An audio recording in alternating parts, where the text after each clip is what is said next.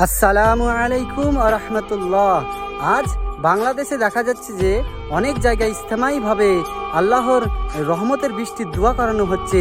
তবে একটা কথা বলি, শুধু বাংলাদেশেই নয়, আমাদের বাংলাতেও, আমাদের ভারতবর্ষেও এরকম আল্লাহর আজাব, খরা, যেটা একদম প্রখর রোদ পড়ছে। দেখুন কিভাবে আমার মুখটা পুড়ে যাচ্ছে, ঝলসে যাচ্ছে, এরকম আল্লাহর আজাব চলছে। তবে একটা কথা বলি, বাংলাদেশ একটা এমন জায়গা যেখানে একটা মূর্খ সরকার নিযুক্ত করা হয়েছে, যে দিন ইসলামের ব্যাপারে কোনো জ্ঞান রাখে না, কোনো সে এলেম হাসিল করেনি।